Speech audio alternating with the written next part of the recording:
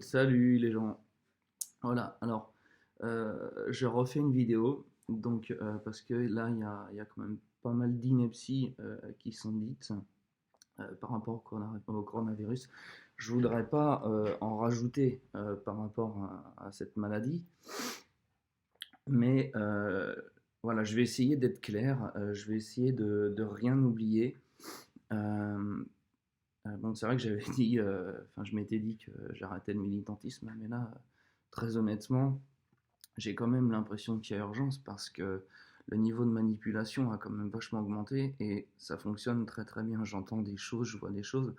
Euh, Moi, je me suis basé sur les chiffres que j'ai. Alors, euh, les chiffres que j'ai, c'est ceux qu'on me donne. Alors, on va me dire, ah oui, mais c'est médias mainstream, les ministères, on sait, c'est des menteurs, machin. Oui, je sais. Mais le truc, c'est que moi, je suis pas dans tous les hôpitaux de France pour compter les morts. Donc, je suis obligé de faire avec les chiffres qu'on a. D'accord. Donc, là, j'ai les chiffres actualisés de hier, 18 mars, à 20 h. J'ai été aussi chercher les chiffres, les stats de la mortalité en France, d'accord, pour faire un petit comparatif. Alors, vous, vous entendez ma voix aller un petit peu enrouée. C'est même pas la maladie, ni même une petite bronchite ou quoi que ce soit. C'est hier au boulot. J'ai déchargé un camion. Oui, parce que là, je suis plus sur la route, là, je suis sur le quai. J'ai déchargé un camion, on a ouvert le truc, il y avait un produit chimique qui avait coulé. Et comme hier, il a fait super beau, il faisait chaud dans les remorques, le produit s'est évaporé, il y en avait partout dans le dépôt. Et en fait, ça m'a vachement irrité la gorge. Je pense que c'était une espèce de lessive liquide, vous savez, professionnelle, qui sont utilisées dans les entreprises, vraiment pour lessiver. Ça doit être un truc un petit peu irritant, voire peut-être même corrosif. Donc c'est pour ça que j'ai cette voix-là aujourd'hui. Voilà. Alors, donc je vais essayer de rien oublier. J'ai fait mon boulot. Enfin voilà, j'ai pris des petites notes.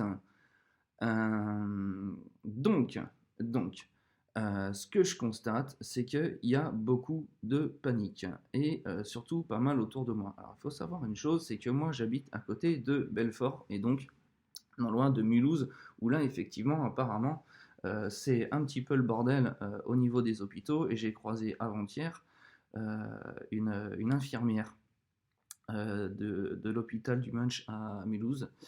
Et, euh, et elle m'a dit effectivement, il y a beaucoup de gens à s'occuper dans l'hôpital. Alors, ça ne veut pas dire qu'il y a beaucoup de morts. C'est-à-dire qu'il y a beaucoup de cas. Alors, je lui ai demandé, est-ce que ce sont des cas avérés de coronavirus? Elle m'a dit, oui, il y a des cas avérés de coronavirus, d'accord. Mais il y a aussi des gens qui, au moindre doute, une toux, machin, ils vont à l'hôpital direct parce qu'ils balisent, d'accord. Et il y a même les simulateurs. Alors bon, ils sont très minimes, hein, les simulateurs, mais elle m'a dit, ah là là, je vais mourir. Voilà. Donc, c'est pour ça qu'ils sont débordés. C'est pas véritablement le coronavirus qui mène les gens à l'hôpital, c'est surtout la peur. La peur transite les gens, elle vous pétrifie, elle vous fait faire n'importe quoi et vous devenez totalement manipulable. Et notamment, les gens sur les spéculations qu'ils font, euh, en fait, les gens essayent même de se persuader eux-mêmes par des spéculations de chiffres, hein, d'accord, vous allez voir ce que je veux vous dire, essayer de se persuader que c'est grave, que c'est grave. Alors, je vais partir sur une base. Juste, parce que là j'entends mon chien, j'espère qu'il va pas aboyer, qu'il va pas foutre le bordel. Ça, je me suis rendu compte que lui, il simulait au niveau des aboiements, parce qu'il n'y a plus personne dans les rues, et puis finalement, il aboie toujours. Voilà.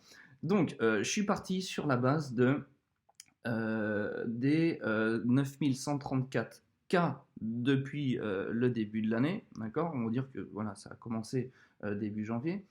Je ne sais plus, enfin, c'est la date. D'ailleurs, juste au passage, la date, bon, je ne me rappelle plus, mais la première commune où a été détecté visiblement le premier cas de coronavirus, Le village, la commune, c'est un petit village qui s'appelle Contamine-Montjoie. C'est marrant ça. Une petite dédicace à mon ami Syntax sur Discord. Voilà. On en avait parlé, on a beaucoup rigolé.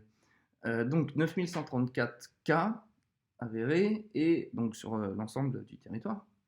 Et donc 264 morts. Donc c'est ce qu'on a eu hier avec les 89 morts en 24 heures qu'on a eu aux dernières nouvelles. Donc j'ai été voir, j'ai fait mes devoirs, comme dirait Scribe, et j'ai été voir un petit peu la mortalité en France. Donc là j'ai comme source Wikipédia. Et environ, voilà, d'une année sur l'autre, ça tourne autour de 600 000 décès par an. Donc, des années, ça va être un peu moins, et des années, ça va être quand même un petit peu plus. Donc, en fait, en référence, j'ai pris 600 000 morts par an. Voilà. Et donc, vous avez un très joli tableau des causes de mortalité. Voilà, des causes de mortalité.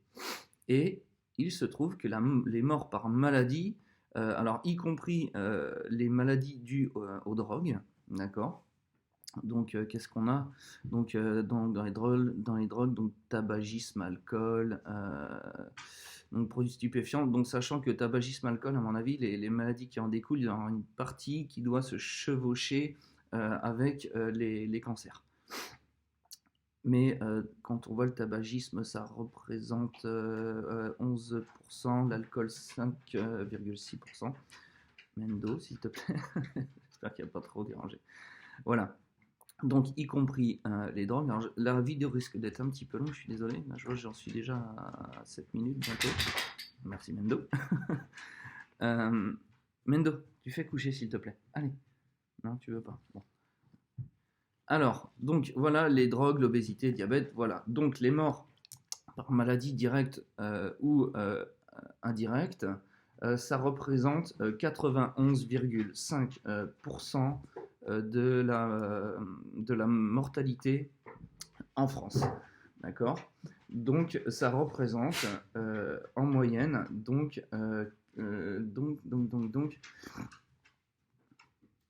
c'était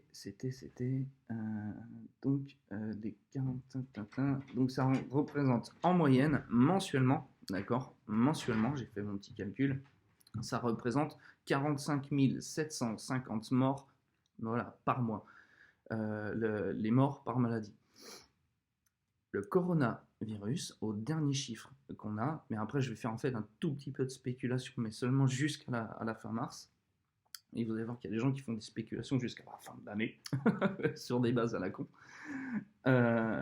Donc le coronavirus, j'ai poussé en fait. Au départ, mes calculs, je les avais faits sur une spéculation de 300 morts sur 3 mois. Parce que là, on est à 264, il faut attendre la fin du mois. J'ai poussé le truc, aller jusqu'à 500. Et vous allez voir encore après, voilà. Donc, ce qui ramènerait mensuellement le coronavirus à 170 morts par mois, d'accord, soit 0,4% des décès par maladie, donc ce qui représente quelque chose d'infime. En comparaison, donc 0,4%, je crois que c'est cancer du col de l'utérus ou ce genre de choses. Donc pour vous donner un ordre d'idée, on n'est même pas à 1%. Donc sur tout un tas de cancers. Il faut savoir que le cancer, tous les cancers réunis, annuellement, c'est 147 500 morts. Et pour un pourcentage ça représente 27,3%. Voilà, mais après, comme il y a énormément de cancers, c'est vachement réparti. Et en fait, pour chaque cancer, on est aux alentours, on est entre 0,015%, enfin le chien, et 4,9%. Voilà, donc même par cancer, le coronavirus reste bien moindre par rapport au cancer. Les 264 morts, donc avec les chiffres réels, je dirais, les chiffres qu'on a, donc ça représente donc le nombre de décès tenez-vous bien, 0,00, alors 0,0004% de la population. Donc, il n'y a pas de quoi s'affoler. D'accord? C'est pas parce que dans votre famille, il y a eu 2-3 cas que ça fait que le coronavirus est une terrible maladie. Sortez de votre microcosme, de votre entourage, et vous allez voir que c'est pas si grave. Alors on m'a dit, ouais, mais tu dirais pas ça si dans ta famille, tu avais des morts du coronavirus. Mais je m'en branle, en fait, si tu veux, tu vois, parce qu'en fait, dans nos proches, on a des morts, tu vois. Bon, que tu meurs d'un cancer, que tu meurs d'une crise cardiaque, d'un accident de la route, d'un AVC, un mort, ça reste un mort, les gars. Vous comprenez? C'est juste le tabassage médiatique qu'on vous fait qui fait que vous flippez et que vous vous mettez à paniquer. Moi, j'ai été confronté à la mort de proches, d'accord. Mes deux grands-pères, ils sont morts du cancer. Enfin, j'en ai un cancer, un tuberculose, et puis après, on part remariage. Voilà, ça a fonctionné autrement. Donc, enfin bon, voilà, il y a eu cancer, tuberculose. J'ai des proches qui sont morts d'AVC. Voilà, enfin, il y a les accidents de la route. Enfin bon, voilà, et ça en dit long en fait sur le rapport que les gens ont à la mort. Mais voilà, c'est pas grave. Bah, si j'ai un ou deux proches qui meurent du coronavirus, et ben, il mourra du coronavirus comme j'ai perdu des proches pour tout un tas de raisons. Alors, c'est bizarre. Tac. Voilà. Mais ça tourne encore. Ok. Ouais, je sais pas, l'image du film, elle est figée. Alors, sinon, j'ai regardé aussi les chiffres des morts en Italie. Alors, c'est rigolo parce qu'en Italie, ils en sont à beaucoup plus de morts que chez nous, alors que visiblement, ils sont quand même plus disciplinés au niveau du confinement. Donc, voilà. Vous voyez ce que je veux dire. Donc, en Italie, ils sont à 2500 morts depuis le début de l'épidémie, on va dire depuis le début de l'année. Donc, ce qui représente 0,004% de la population. Donc, ça reste encore moindre, même par rapport quand on compare à la mortalité française. Alors, donc il y a des gens, bon, quand je leur dis non, c'est pas si grave que ça, calmez-vous, réfléchissez un peu, éteignez votre télé déjà, parce que c'est chiant, vous vous faites manipuler. Et là, il me dit ouais, mais bon, il y a eu quand même 89 morts en 24 heures, si tu multiplies ça par 365, au bout de l'année, tu as 32 000, ouais, c'est ça, 32 485 décès. Donc le mec, il se base uniquement sur une journée, d'accord? Une journée, 89 morts. Et il s'imagine qu'en fait, qu'entre le 1er janvier et le 31 décembre, eh ben, c'est des morts à raison de 89 morts par jour. Oui, mais c'est pas ça, quoi. C'est pas ça, et on n'y est pas. Oui, ça va augmenter, mais ça va redescendre aussi. Donc on va arriver à un pic, puis ça va redescendre. Donc il va y en avoir après beaucoup moins. Donc moi, je me base uniquement sur les chiffres que j'ai. Alors, s'ils sont les bons, les ministères, ils se foutent de ma gueule, très certainement.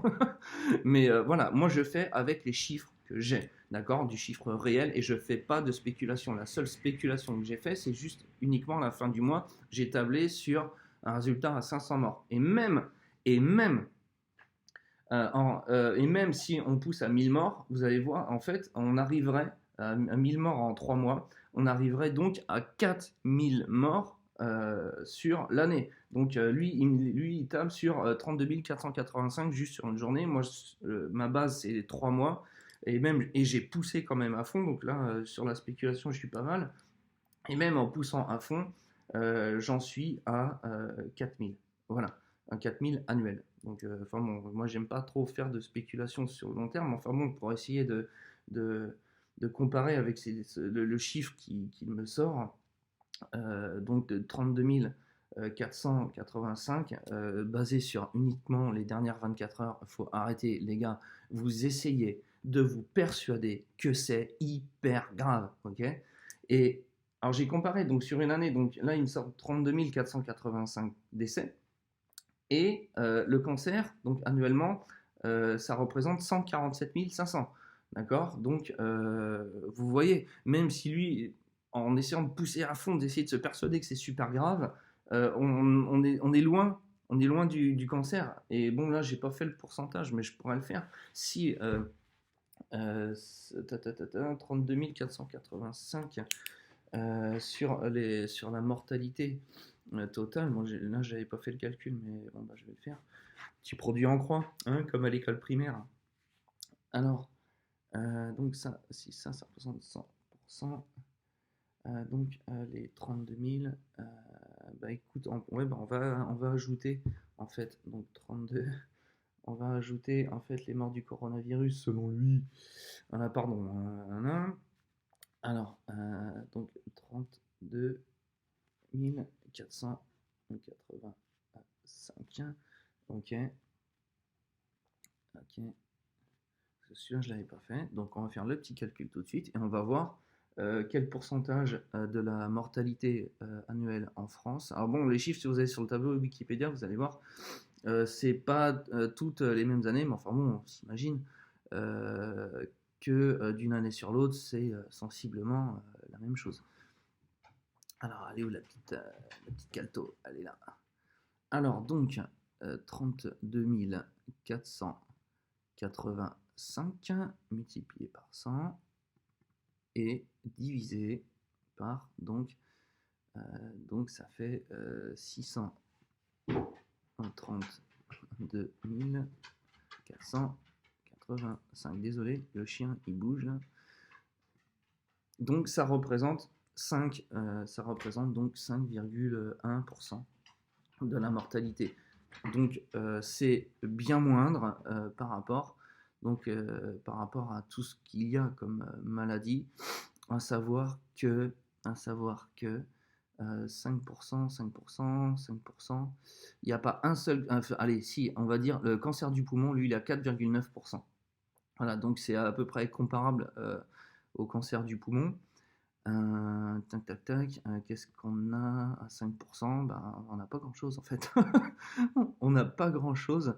Alors 5%, ça représenterait l'ensemble des morts par maladie infectieuse. Donc on a donc maladie diarrhéique, sida, rougeole, tétanos, tuberculose, on a tout un tas de trucs, d'accord. Donc voilà, donc même si on table sur un truc à 32 000 morts annuellement, ça reste moindre par rapport à ce qu'on a quoi, comme décès par maladie.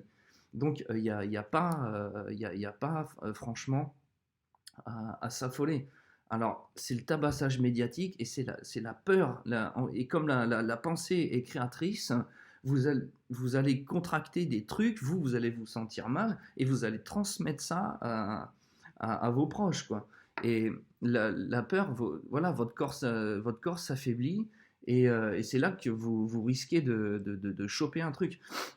J'avais vu une vidéo, je sais plus comment elle s'appelle, elle est super cette nana-là, et elle disait un truc très juste, et c'est pour ça que j'en ai parlé quand j'ai piqué ma petite colère avant-hier, puis de toute façon je fais ce que je veux, tu vois.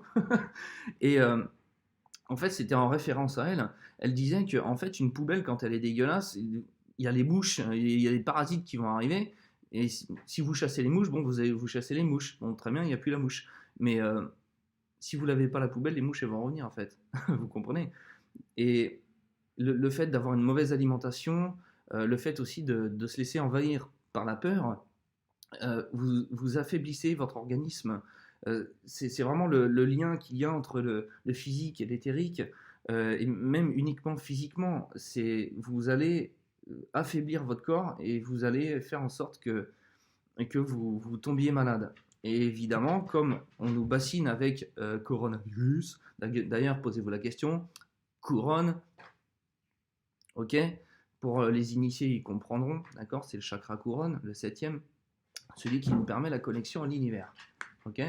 Les initiés comprendront, et les sceptiques diront, comme le Docteur Strange, que c'est des trucs qu'on voit dans les kiosques de souvenirs. Voilà. Donc, j'espère que j'ai rien oublié. Ça a été un petit peu long. On en est à combien? Pardonnez-moi.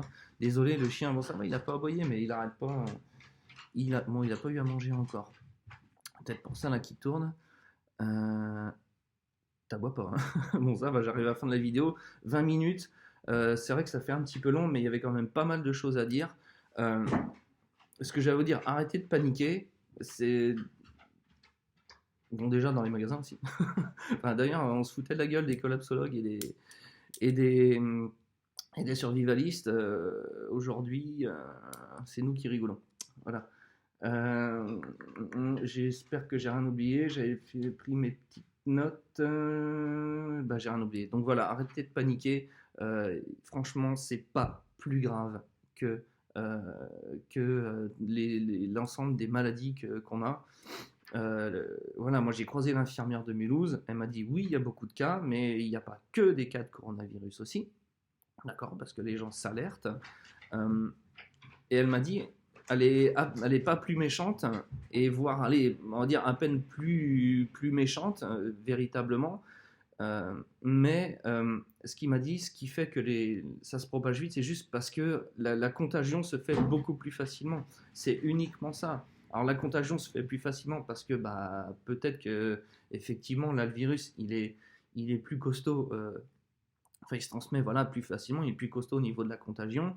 Euh, et puis aussi les organismes, voilà, c'est la métaphore de la poubelle, quoi. Si ta poubelle elle est dégueulasse, voilà, euh, tu choperas plus facilement des maladies. Donc euh, voilà, donc arrêtez de croire les médias, éteignez votre putain de télé ou balancez-la par la fenêtre. Moi j'en ai une, elle me sert juste pour regarder les vidéos de YouTube quand je la branche, je branche l'ordi dessus, quoi, c'est tout. Voilà, j'ai démontré, alors je dis pas que j'ai la science infuse, mais je pense avoir démontré par les chiffres qu'on a, d'accord, que en fait cette histoire de coronavirus, eh ben, c'est pas si grave que ça. Donc arrêtez de paniquer et surtout, là je vais conclure là-dessus. Euh, Si on a pris des mesures, quand on voit finalement que ça représente qu'un tout petit pourcentage au niveau des maladies, si on a pris de telles mesures, réfléchissez, réfléchissez, réfléchissez. Si on confine les gens chez eux et qu'on commence à faire pleuvoir les amendes, parce que les gens sortent quand même de chez eux, on dit bah, les Français ils sont pas disciplinés. Bah forcément qu'ils sont pas disciplinés, gogol. Bon, ça fait 1000 fois qu'on nous fait chier avec des virus, et H5N1, H1N1, et grippe espagnole, et grippe aviaire, grippe du cochon, grippe de mon cul, la chiasse alsacienne, et puis Zika, Ebola, le chikungunya, et puis à la fin, des trucs, ah bah finalement, eh ben, il n'y a pas eu tant de morts que ça, hein, désolé les gens. Mais ça fait 1000 fois qu'on leur fait le coup du pas grave. Après, vous dites qu'ils sont pas disciplinés, mais bien sûr que oui, ils sont pas disciplinés, qu'ils ont pas envie de rester confinés chez eux, parce que ça fait je sais pas combien de fois qu'on les baise. Donc au bout d'un moment, bah, ils comprennent les gens, voilà. Bon, je m'énerve un peu. Mais voilà, ça fait 1000 fois qu'on leur fait le coup, bah voilà. C'est le principe du gars qui crie au loup. Et à chaque fois, il n'y a pas de loup. Puis là, en fait, bon, il y a juste deux loups. Enfin, non, il n'y a pas de loup, quoi. Et il n'y en a pas plus. Et voilà. Donc, j'espère avoir été clair. Je vais en rester là. Voilà. Donc, posez-vous la question de savoir pourquoi on met toutes ces mesures en place, pourquoi on est en train de sombrer dans une grosse dictature, c'est clair, parce que je suis désolé, mais quand on met des amendes aux gens juste parce qu'ils sortent de chez eux, qu'ils n'ont pas le papier, alors visiblement, alors en fait, c'est à peu près tout comme avant. Tu as le droit de faire à peu près tout ce que tu veux, mais sauf qu'il faut l'autorisation. Voilà. Donc, visiblement, une attestation que tu vas au boulot et que tu vas faire tes courses, ça empêche la contagion, visiblement. Vous voyez qu'on se fout de notre gueule, hein, putain. Donc, voilà, je vous laisse là-dessus. Réfléchissez, éteignez votre putain de télé, c'est chiant. Arrêtez de flipper parce que vous faites flipper vos proches et vous affaiblissez votre corps. Et ce qui va vous mettre à la merci de n'importe quelle maladie, et puis y compris le corona. Voilà. Donc, je vous laisse ici, véritablement. Merci le chien, il n'a pas trop fait de bruit. Donc, eh ben, je vous dis à la prochaine. Voilà, allez, ciao.